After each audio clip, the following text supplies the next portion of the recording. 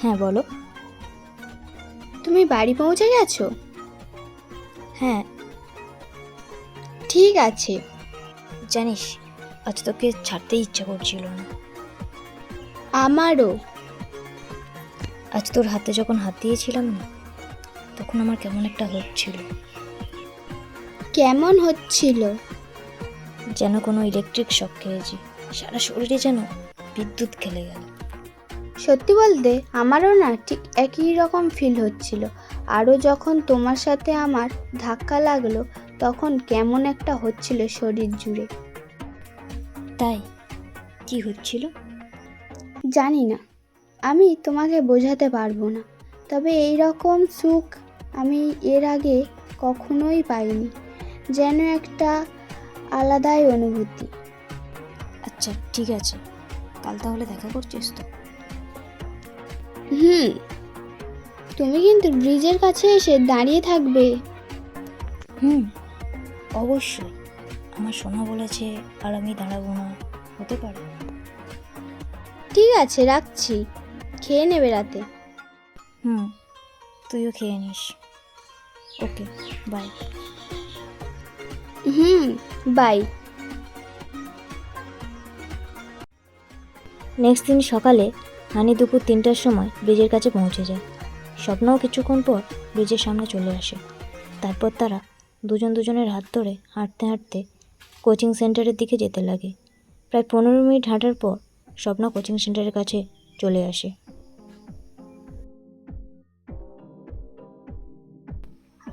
এই শোনো, দাঁড়াও, আমি চলে এসেছি। এত তাড়াতাড়ি তুমি সাথে থাকলে কখন যে সময় কেটে যায় বুঝতেই পারি না। ঠিক বলছো। আচ্ছা ঠিক আছে, বাই। তুই পড়ে সাবধানে বাড়ি ফিরিস, আর গিয়ে আমাকে ফোন করবি, ওকে?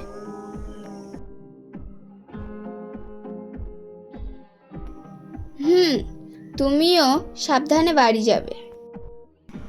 আসছি, টাটা। এই শোনো। কি হয়েছে, আবার ডাকলি কেন? একটু ওইদিকে তাকাও। কেন? তাকাও না। আচ্ছা ঠিক আছে, নাও তাকালাম।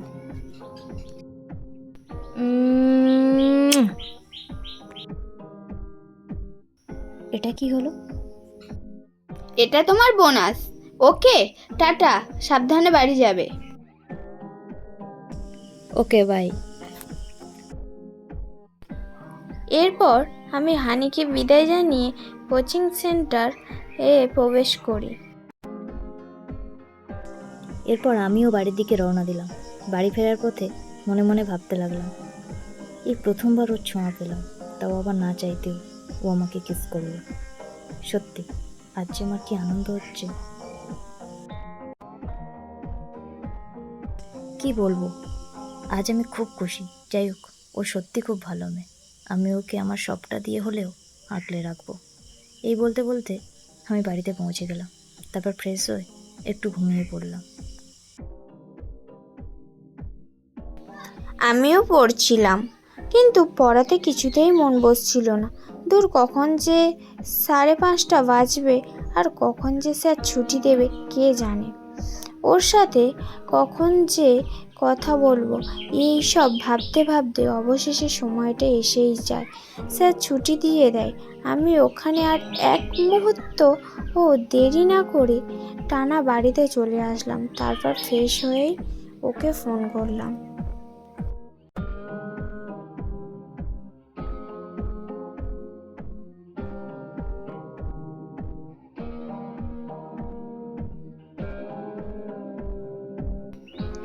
ওই, কি করছিস?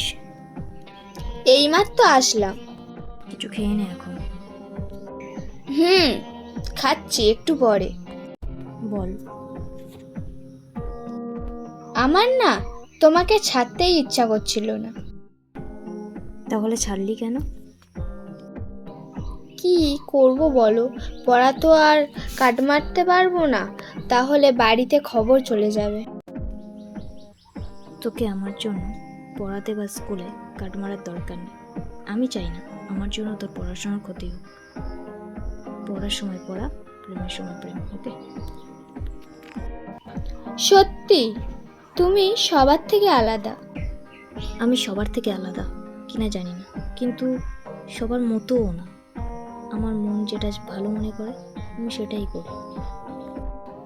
জানো, তোমাকে যেদিন আমি প্রথম দেখেছিলাম সেদিন আমার খুব ভালো লেগেছিল। তোমার শুধু ভয়ে কিছু বলতে পারিনি। পাগলি আমি। বললে আমি কি করতাম? তোকে মারতাম? না, তা নয়, কিন্তু খুব ভয় লাগছিল যদি তুমি আমাকে ভুল বোঝো। ও, সত্যি বলতে আমারও তোকে প্রথম দেখায় ভালো লেগেছিল, কিন্তু সেভাবে ব্যাপারটা আমি ভেবেছিলাম হয়তো জাস্ট এটা আমার মনের ভুল, এই বলে সব কিছু ভুলে গিয়েছিল। কিন্তু সেদিন যখন রাতে তুই আমার জন্য কান্না করলি, তখন আমার মধ্যে কেমন একটা হচ্ছিল, খুব কষ্ট হচ্ছিল। তখন আর আমি নিজেকে সামনে রাখতে পারলাম না, ধরা তোকে দিতেই হলো। ও, তাহলে যা হয়েছে ভালোই হয়েছে বলো। হয়তো ভগবান চেয়েছিল তাই, নইলে আমরা তো সবাই সব কিছু ভুলে গেছিলাম। তারপর এতদিন পরও বা তোকে আমার মনে পড়বে কেন?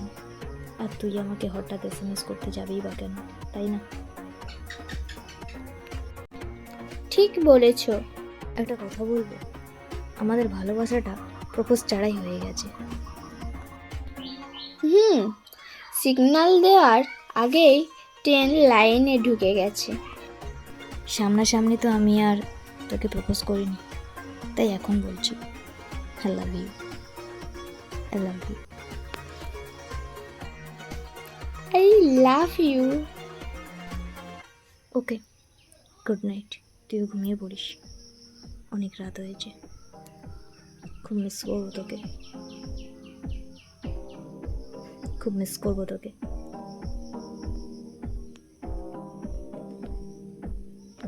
বাই। ওকে সোনা, বাই, গুড নাইট, রাতে খেয়ে নেবে। তো বন্ধুরা, এরপর হানি আর স্বপ্নার ভালোবাসা কোন দিকে মন নেয় দেখতে হলে অবশ্যই চোখ রাখতে হবে মিষ্টি স্বপ্ন পার্ট 9। ততক্ষণ সবাই সুস্থ থাকবেন, ভালো থাকবেন।